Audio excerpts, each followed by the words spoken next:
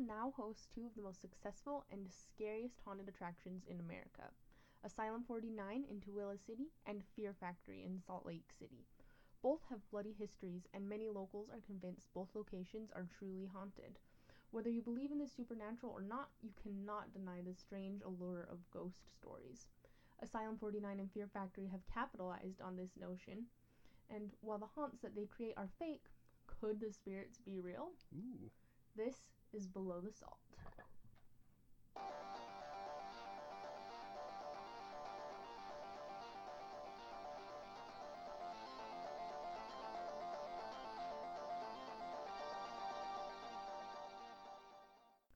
Alrighty, you ready to hear some spooky ghost stories? Yeah, I want to hear all the spooky ghost stories you got. Pretty fun. I feel like I'm gonna do Asylum 49 first. Okay, before Fear Factory.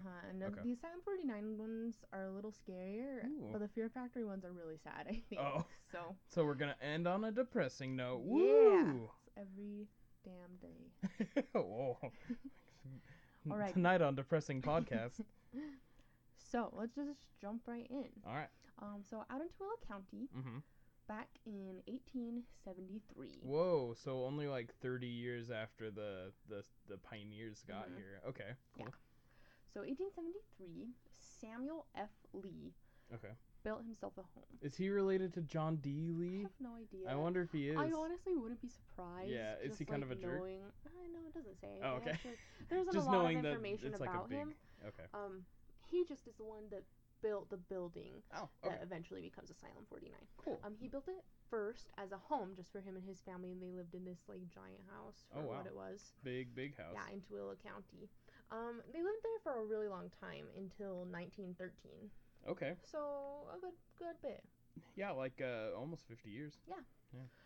After they moved out, the county took ownership of the building, and they used it kind of as a refugee / poorhouse / care center for people who were mentally ill. So it's just anyone they didn't have a place for, they put them there. Pretty much. Okay. Yeah. So it was never officially an asylum. Oh, okay. But after the name's a little deceiving then. Asylum 49. Yeah. Okay. But after about 40 years of being the refugee / poorhouse, it did become a hospital. Oh. So this was in 1953 when it did open as the Tooele County Hospital. And people sometimes, locals out there, I should know, I graduated from Tooele High School, lived there for a while. Local connection. We called it Tooele County Old Hospital. Oh, Old Hospital. Well, it didn't serve as a hospital when you were living near there. Okay. No, but we did just call it the Old Hospital. Okay, cool. Or Asylum 49 because it was Asylum 49 already. So anyways, like I said, it opened officially as a hospital in 1953, but it was super underfunded. Oh, so it was a crappy hospital. Yeah, it was pretty crappy. I mean, it wasn't so bad compared to other stuff that was around at the time. Yeah, like... But, one of the biggest things that you can know about it is that it didn't even have a morgue. Oh. Yeah, it was That's a pretty important underfunded. room. So whenever people would die there, they would just basically line them up in a room in the basement until the city coroner had a chance to come out and sign the death certificates and take them away. Gross. Luckily for the coroner, the hospital is like right across the street from the Tooele County Cemetery. Oh, so you can just like put him on a gurney and walk him across the street? Basically. Oh my goodness. But yeah, he didn't even have like a scheduled time that he would come. It wasn't like once a week or something. It just was when he could. So I bet that room got pretty nasty. Pretty like the bloat and smell of rotting human corpses. Yeah. Because of that, and also because of the proximity to the cemetery, another nickname that they had for it back in the day was the Hospital of Death. Oh. So I mean. Well, the smell probably didn't help. Yeah. So. I mean, I would never feel comfortable going there. Like, if I fell down and broke my arm, I would rather, like, go into Salt Lake. I'll take a drive instead. No, thank you. I gotta risk it. No, thank you. Yeah. So, it was used as a hospital until the early 2000s when a new hospital was built out in Tooele. I think I have seen that one. Nice, yeah. It's on the big main road, right? Yeah, we drive past that going to visit my parents. Oh, okay. We see it all the time. So, that one was opened in the early 2000s, and the old hospital was officially abandoned. Okay. And officially they mean abandoned. Yeah. Like, everything was left. Basically, you could just walk in the next day and start it back up again if you wanted, but nobody did. You may hear the jingle jangles of our dog walking around sometimes. She's dumb. Yeah. But she's sweet, so we keep her. You're dumb. But so everything was left in there. They had the beds, all the surgical supplies, equipment. It was still there. I bet people went and ripped out the copper wiring and stuff pretty quick, maybe. I don't think so because it wasn't abandoned for that long. Oh, okay. Just a couple years later, it actually was partially reopened as a nursing home. Okay, so part of the building. Yeah, about half the building was reopened as a nursing home. Cool. And actually, that half of the building still is a nursing home today. What? And the other half is Asylum 49, which is the haunted house. Oh my goodness. Yeah. So I imagine some of those residents around this time of year probably get pretty annoyed by the haunted house crowds. Maybe. I know I would. I would turn off that scary music racket. Mm-hmm. Yeah. Asylum 49 was opened in 2006 after a man named Kim Anderson purchased the other half of the space with the intent of making it a haunted house. Well, maybe they're separate buildings a little bit or something. I'm not sure. Yeah. And I've been there several times. And you've never seen a nursing home? Okay. I can't tell. Okay. Yeah, it's kind of an interesting building. It's kind of round. Okay. And so it's hard for me to discern where one half versus another half would be, right? Mm-hmm. Yeah. So anyways, lots of old people there. And some people actually think that some of these residents, when they die, might continue living to haunt the asylum. That's like an impression-style supernatural exactly. Which haunting. Are what a lot of these ghost stories okay, are. so they're less of a presence and more of just an impression. It's kind of both. Oh, all right. Let's hear 'em. Yeah, so I'm going to tell you about some of the spirits that people claim to have seen here. Okay.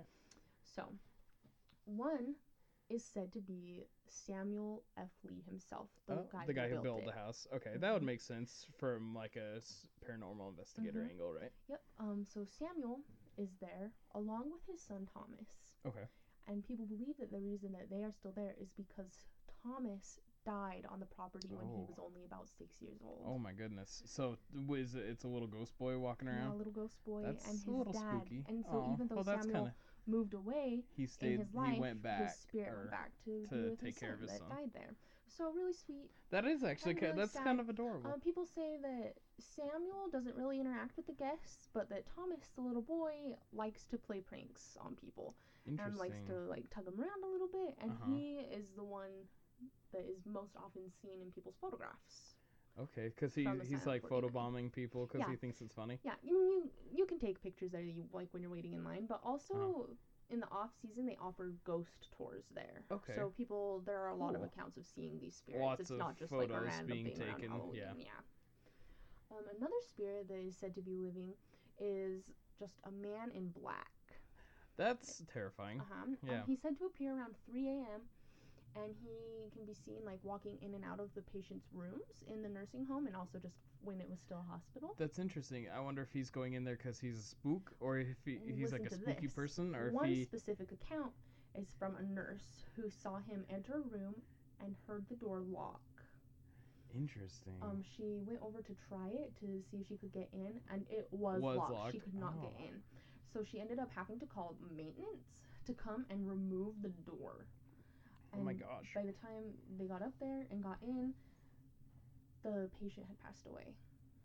Really? Mm-hmm. So he might have been like a reaper. Possibly. That's scary. And they say there's a lot of, like I said, he shows up around 3 a.m.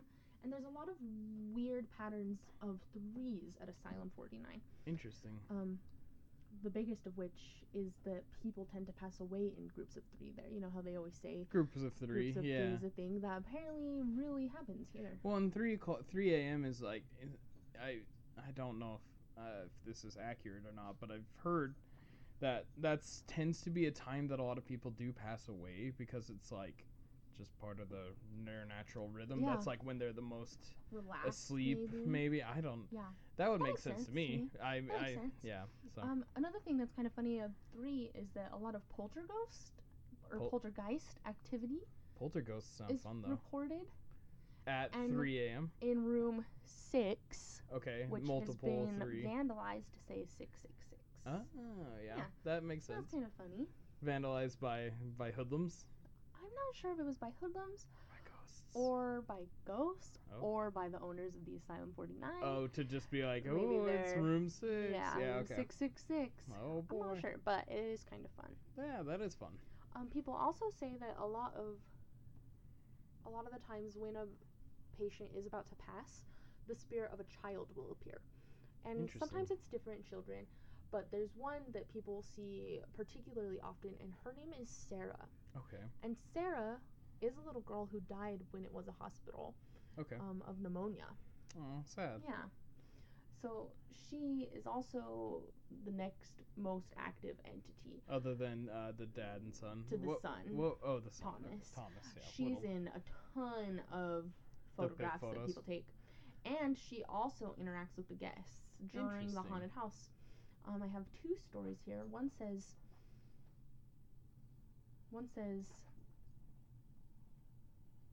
well, a lot of visitors say that a little girl will just follow them through the maze and then disappear at one point. Oh.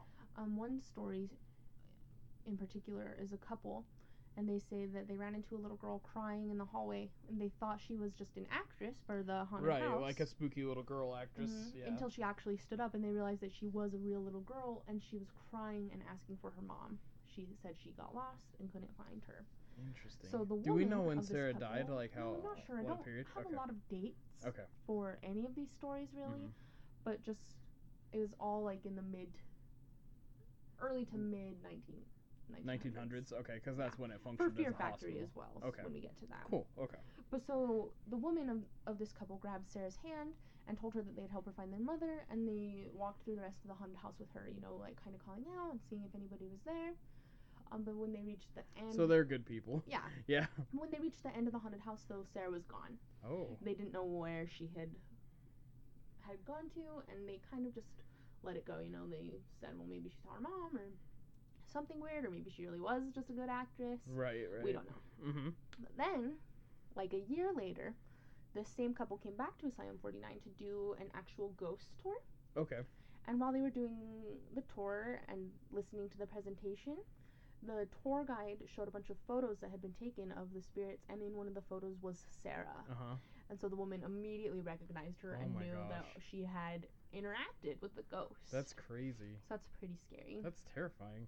Mhm. Like, weird to get confirmation that it was a ghost Right? after all that. Ooh. Yeah. Okay, I have 2 more stories from Okay. Asylum 49, and I think these are the scariest ones. Oh, no. Okay. One is, it said that the spirit of an old man named Wes Mm-hmm. is in the hospital. Okay. And it said that Wes suffered from Alzheimer's before he passed in Ooh. life, and that he is possibly still affected by that today, because when his spirit is when Oh. his spirit does appear, he often seems confused. He doesn't know what's going on. He sometimes doesn't remember his name, and he just tends to stay in the one His room where area. he died. Darn. He barely leaves at all. Well, that would be a really crappy afterlife. Mhm. I hope it's just like the impression of I him know. being there, But and listen not to like this. the. It said a medium came to try to commune with Wes and some of the other spirits, and this medium says that Wes does stay in his room, but when he tries to walk around and goes out into the hallway, Mhm. a dark entity is always attached to him. Oh my gosh.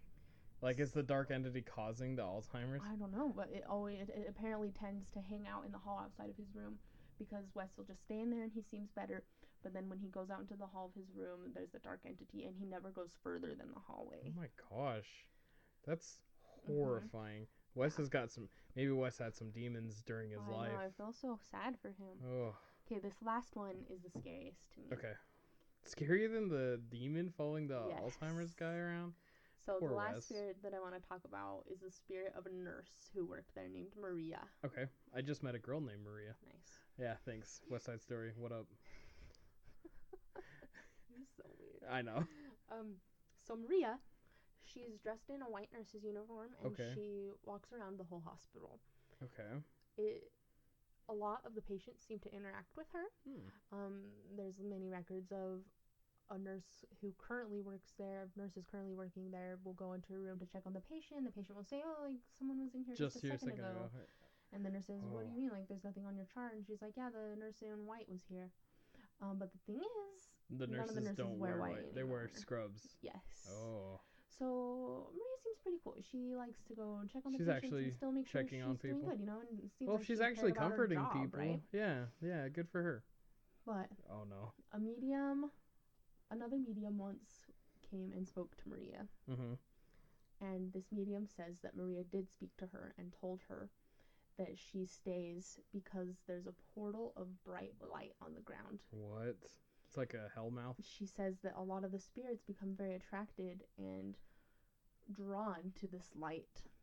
But Maria knows and warns them that it is not a portal to a peaceful afterlife. It is to somewhere like a trick. Much worse. Oh. And so that the reason she sticks around is a hellmouth is to protect the patients after they pass, to help them stay away from whatever this evil light portal is. That's horrifying. So I think that one is good for way Maria. Scary. I know, right? She's a badass. Yeah, but still, like the people of passing are just like, all right, I'm dead. I'm just gonna like move on. Oh, what's this light? That must be heaven. You know, that would be a scary mythology that would allow that to happen as a mechanism. Whew. Yeah, so Maria doesn't let them pass, and that's why she hangs around to make sure that everybody stays safe in their afterlife. Well, it kind of makes sense that a nurse would do that. Nurses are like, their job is to. She must have been very passionate. Take care of people, and she's just keeping on doing it right after death. Yep. That's cool. Wow, that is horrifying notion, but really cool. Definitely. Wow. Just another fun note that I thought was interesting about Asylum 49 is that back in, the early 90s, the Stand miniseries by Stephen King was partially filmed there. We're big Stephen King fans. So I think that's super cool. Yeah. And also, Asylum 49 is pretty fun, I believe. I used to go there a lot when I was younger. I'm not so into it anymore now because it's a full contact type of haunted house. Yeah, not my kind of fun is letting people touch you and pull you away from your group and stuff. I don't like that. Yeah. But what I do like is Fear Factory. Ooh, all right. Let's get into Fear Factory. Let's start it up. It's great. I love it there. Jack and I just went earlier this week, actually, and took some of our own pictures. So it was a blast. We'll put those up on the Instagram. You can see how some of it was laid out this year. Yeah, it's cool. It's a pretty intense super one, cool. right? It's very imposing. Stairs, there are a lot of it's stairs. Super long. It takes like 45 minutes to get through the whole haunted house, which is awesome, especially for the price. Like, yeah, it's amazing. Like most times you do a haunted house and you're like, oh, I'm done. It's amazing. Right? But this was phenomenal. Yeah, definitely. Another level. There's like some real world fear in there for me because there's this one part where you have to walk across a graded bridge. Yeah, it's at the from top like of the factory, one part of the factory to the other. Yeah, and you can see all the way down to the ground that's like 4 stories below you. Yeah. And that is so scary. It is so nice. You should have seen Valerie trying to get across this bridge. She's clamped onto the handrail. And she's just scooting along at her own pace. And of course, all the actors, when I'm up there and they can tell you're scared of heights, will like jump on they'll it. They'll bang on it. Shake. Yeah, and they'll try to get you. Yeah, that part is really scary. I hate it. She was like, afterwards, she's like, oh, I'm so glad we're done with the bridge. Because the bridge is the scariest part. Yeah, the rest of it was like a breeze for me. Just like walk through laughing at these zombies and chainsaw guys trying to get me. It's nothing compared to compared to the real life terror that Valerie experiences when she goes across No, not at all. One of those bridges. There's another cool part too. Do we want to talk about that part? Oh no, we don't want to spoil it. For anybody that goes. The ending is a cool ending. We'll just say that much. Just know that if you Fear go, Factory is worth it. It's so worth every penny. It's so fun. In the 2019 ending of it is really cool. Absolutely. It's a trip. It's in Salt Lake. It's on 8th South and 666 West. Ooh. So I think that actually is the building number. It's such a large lot that it has several different addresses. Oh, does it? Okay. But 666 is part of it, and that's what they go with. Well, of course. We don't go with 666. Yeah. All right. So, some history and stories at Fear Factory. All right, let's dig in. So, again, I don't know a lot of the exact years for some of this early history stuff. Yeah. Well, the people who probably put together the original sources might not have known themselves. Exactly. So, I do know that in the late 1800s, A cement factory from the company Portland Cement Works Oh. opened its Salt Lake City branch. Cool. That's the original factory, is a Yes. cement factory? Okay. It was a cement factory. There's way lots of back cement in when. there. Yes, there is. So, of course, like I said, it's the late 1800s. And in those days, working kind of sucked. Well, even more than it does now workers as far as just physical had, labor yeah. goes. Well, and workers had, like, no rights. Yeah, and, exactly. Especially in manufacturing. It was very dangerous. Mm-hmm. There's lots of, like, boiling liquid, heavy machinery. It's super loud. There's chemicals. Dangerous walkways. Exactly. There's all sorts of stuff that makes that place a shitty area, right? So, for the factory, there were a lot of deaths on the grounds. Like accidental work deaths. Mm-hmm. Oh. Yes.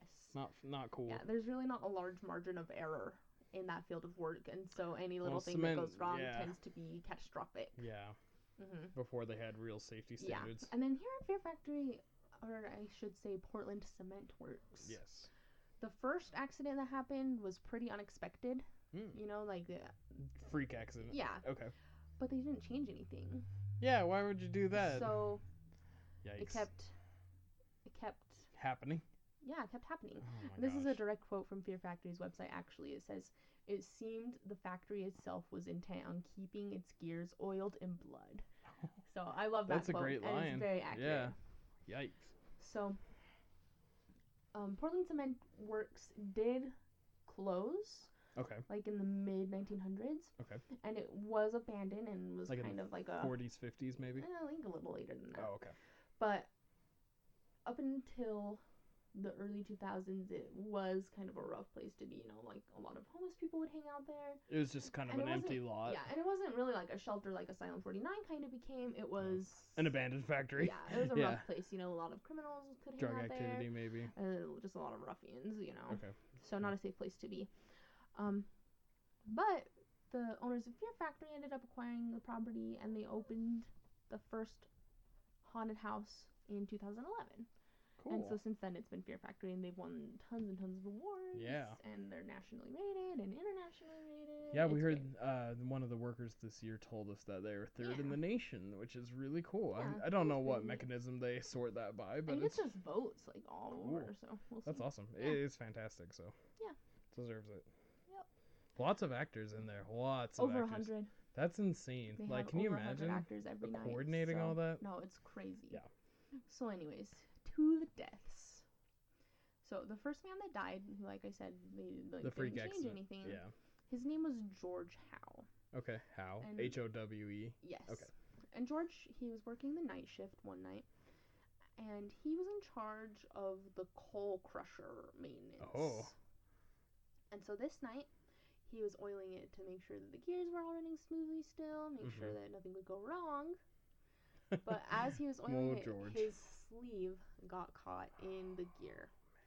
And it began to pull him towards it. And it was slow, but strong, so he couldn't get out. And it says that first, his arm was, and content warning, by the way, some of these deaths are a little more graphic. Yeah. So, his arm first was pulled from the socket, Ooh. then snapped, Oh. then torn from his body. Oh, boy.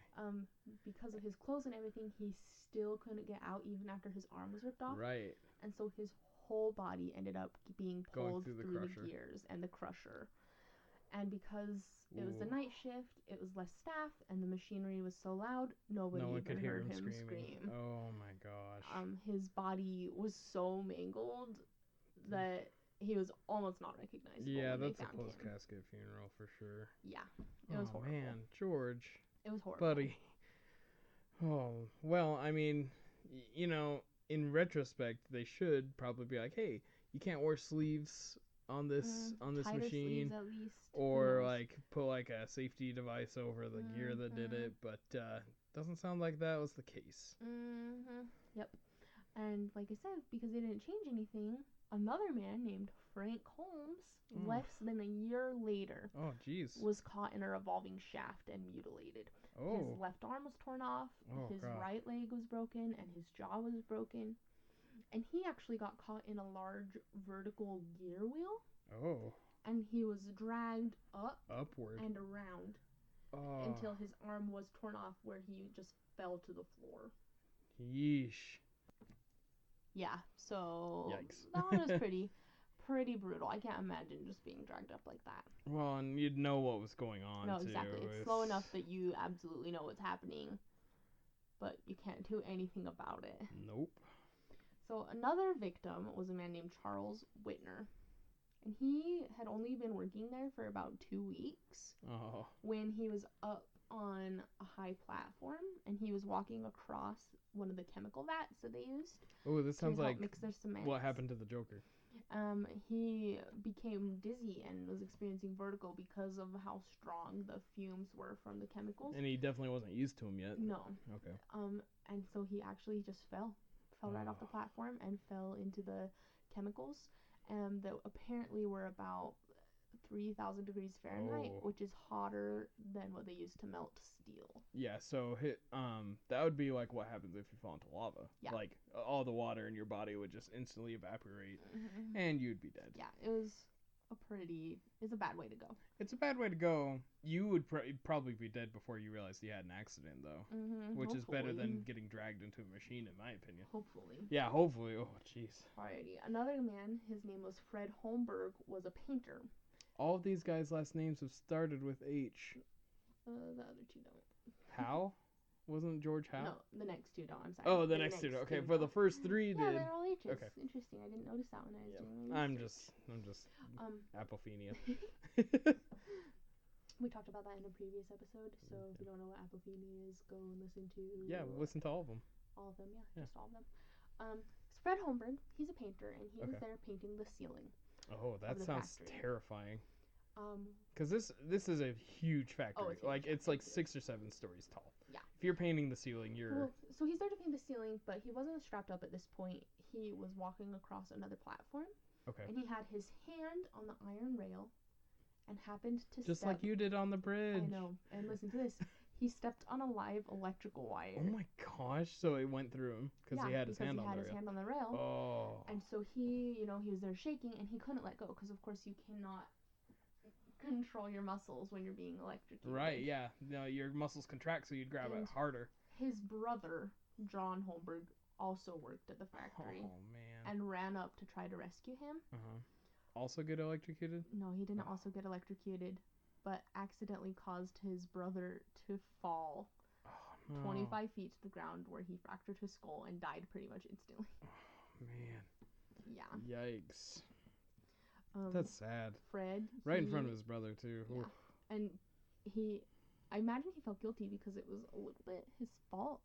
I can see how that would come. I mean, it isn't really his fault. You would have survivor's guilt for sure. Oh, absolutely. And that's what I mean. Yeah. Survivor's guilt. Like, he tried to go up and paint, or not paint, Fred was painting.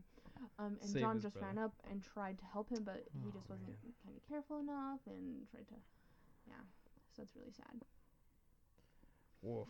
They shouldn't call it Fear Factory. They should call it Sadness Factory. Fred was only 25, and he had a wife and a 1-year-old son left behind also. I like to think it's like a Stephen King style factory, and like the factory he like needs to kill in order to keep surviving. Has a shine. Yeah, it has a shine, or it's like Christine or scary. Something like that.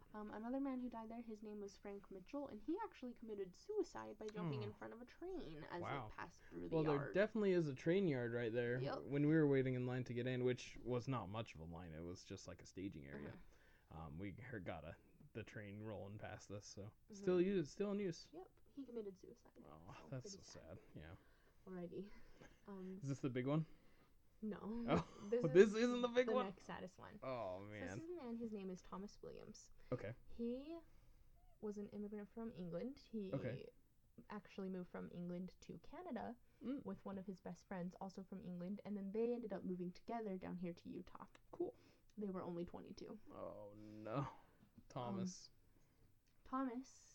and his friend, who was also on shift, along with like 4 or 5 other men, were trying to move an 8-ton mill. Oh man, like a big rock, basically, for using in a mill. Yeah. Well, they were trying to move it from the shed to the actual factory. They were like replacing one or putting a new one up. Okay. And they had a big jack that they were moving it with.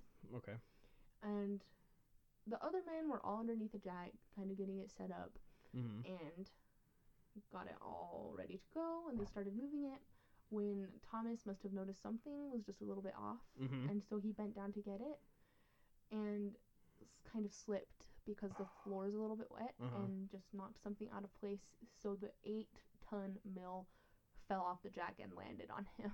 Oh, man. But it only landed on his legs. Dude. So he survived the initial splat. Right, yeah. Well, yeah, nothing super vital yet. Mm-hmm. Okay. Did they manage to cut him free? Yes, they managed to get him out, and Yikes. they took him to St. Mark's Hospital. Okay, downtown Salt Lake. Yeah. Yep. Where they actually operated on him twice, trying to save his life. But, I mean, they knew it was pretty much hopeless. Really they catastrophic. They tried to help, but they just couldn't. Oh. His friend, who had moved with him from England, his name is J.E. Beardley. Oh, that's kind of a fun name. And he stayed with him the whole time. Oh, that's so sad. He says, this is a direct quote from J.E. Beardley, he says, "When he came out of the operating room, he told me that he knew he was going to die, and for half an hour talked about his folks at home, asking me to write them. Oh. I am heartbroken and don't know how I'm going to inform his family of his death." Yeah. Yeah, and he talks a little bit more later about how Thomas had come to America and was working in this factory to send money back to his family anyways. That's so sad. So they, relied on him a little bit, even from, a whole ocean and a whole continent away. Right. Oh, so, man. And then he died, without them there. Yeah. Just his friend, which is sad. Well. And they say his death is from the shock of his injuries. Yeah. Which I totally believe. But that's actually something that I've been reading up on lately that maybe I want to talk about some other time. Crushing injuries. Crushing injuries. They are way more catastrophic than you can even imagine. Well, obviously, there's the trauma would probably put you into shock, right? But what else happens? There's I mean, of course, there's so many things that can go wrong. You can exsanguinate. Blood. Depending blood on loss. your Injury. Depending on your injury, if you are bleeding out like crazy, depending on what part of you gets crushed, your organs could just be too damaged to work. But there's also this thing that happens when you do have a crushing injury. And again, I'm not a doctor, so some of these facts may be right, but as far as I can understand from the research that I have done, where your muscles are actually so traumatized just by the crushing that happens that they will release chemicals into your body in an attempt to save it, but they kind of do it wrong and poison you. They overcompensate. Yeah. Because if it's a small crushing injury, maybe it wouldn't be a big. Yeah, it would if your help. hand gets crushed, you can get that fixed. But then if your leg gets crushed and you can't get to a hospital within 4 hours, you're better to just cut it off. Wow. Because if you don't, you'll die from poisoning yourself. Yeah, your body's process to try to heal itself will kill you. I actually have an article open on my computer right now that has just a big, huge list of all the other stuff that can happen when you have a crushing injury. Oh, man. And there's cardiovascular instability, hypotension and hypovolemic shock, cardiomyopathy, renal failure, metabolic acidosis, disseminated intravascular coagulopathy, which is insane sounding. That's a big scary and of course word. there's hypothermia, and then you have the skin injuries. You could be paralyzed. Broken bones. You could get compartment syndrome, and lung injuries are very common. You common. could get a bone chip into your blood vessels. Yeah. So crushing injuries are pretty scary, and I want to learn more about them. That is interesting. It's interesting that renal failure is part of it. It's like the kidneys try to that's fix what the happens chemical. when you're getting poisoned. Yeah. And they cause your kidneys to fail. Interesting. And horrifying. And that's what kills you, and it's super painful and awful. Yeah, the renal failure is not the way to go. Yeah. Wow. Horrifying. Yeah. Appropriately horrifying. And like I said, I don't know exactly the years when all of these happened, but I imagined it was earlier on when they didn't even know about half that stuff. Yeah. Well, I mean, I imagine that even might be kind of new knowledge. So. Yeah. Alrighty. This last story is the saddest one, and Jack can tell you when I was researching it earlier, I was overwhelmed, freaking out. It's so sad, and I hope I do it justice to the extent of emotions that I was feeling. Okay, here we go. Because it was really good. This one, on the one newspaper article that I could find about it that was published way back when, but again, didn't have a date. It is only a part of the article, was titled Tramp Ground to Pieces. Oh, man. Poor tramp. And by Alas. tramp, this doesn't mean like a prostitute. No, or it means like lady. It's like a homeless or like a transient person. Yeah. Like someone who travels for Exactly. work. Okay. So, one night, the night yardmaster Edwards was making his rounds around the factory when he came across a body lying beside the train rails. Okay. The head was several yards away. Oh, yikes. Poor Yardmaster Edwards, though. Like, that is not something... Yeah, that's not something that you find every day. You do not want to stumble across that. Yes. They say that it looked like the man had crawled under the train maybe to sleep or just to rest for a minute or even was trying to get something and just got hit when he was trying to get out. Ugh. So pretty sad. Ugh, poor guy. Upon an examination of the body, they found a diary among his possessions. Oh no, so we're gonna get like the last moments. They found out that his name was William H. Bain or Wes Bain. It's a cool name. It's good, huh? You think they would put his name in the paper instead of calling him a tramp, though? I know. Rude. The front of the diary had contact info. In case of serious accident, notify Harry Bain. Oh. So, the first entry of the diary said, Sunday, May 30th. I left home with Mick. Just MC. Okay. Had $3.25. Left 1 a.m. One fellow saw us off. Interesting. Mm-hmm. This is intriguing so far. The next couple of experiences that were written in the diary basically just talked about how Wes and Mick had made their way out west. Okay. So they presumably started back east. Yeah, they started back east. They didn't say exactly where they were, but they just were traveling together out west. Okay. And talked about how they were often unemployed. Sometimes they were able to get jobs at restaurants, just as busboys. Mm-hmm. But then during their travels, there was some accident that separated them. Oh. There wasn't a lot of detail about the accident, so I don't know what happened. Mm-hmm. But Wes ended up making it to Cheyenne, Wyoming. Okay. More of his diary getting pretty close to Salt Lake. Mentioned that he heard about Mick every day, and he was trying to find him. And when he's in Cheyenne, it's about June 4th. He writes, Tough town, there's a shooting last night. Oh. Heard Mick was in Colorado. Interesting. By July 12th, he had made it down to central Colorado. Mm-hmm. It says, July 12th, went to employment offices, 3 of them to find Mick. None had seen him. No hope till reach Salt Lake. Interesting. So, the next day, he reached Grand Junction in Colorado and was able to hop on a train after he worked a couple hours at Buena Vista Hotel. Made a couple dollars there. Cool. He jumped on the freight train, and that was the train that killed him. Really? Yep. So he made it all the way to Salt Lake, to where Fear Factory now is, and got out of the train, maybe was sleeping for a night, and ended up getting decapitated. By the train. Says when they found his body, it was cold, but rigor mortis hadn't really started to set in. So it had relatively been recently before he was found. Man. Some more of his possessions were $3.50 in cash, and a badge pinned to his chest, inscribed with his name and the word Globetrotter. Interesting. There's another entry in the diary that talks about the badge and says that it had been made for identification, with a second one that had been made for Mick for the cost of $125. And then it just says the other things about his person were such as transients usually carry. An undertaker sent a dispatch to the address in the front of the diary, and he was awaiting instructions about how to handle the remains. By the time this article was written. So that's all the actual info that I have on that.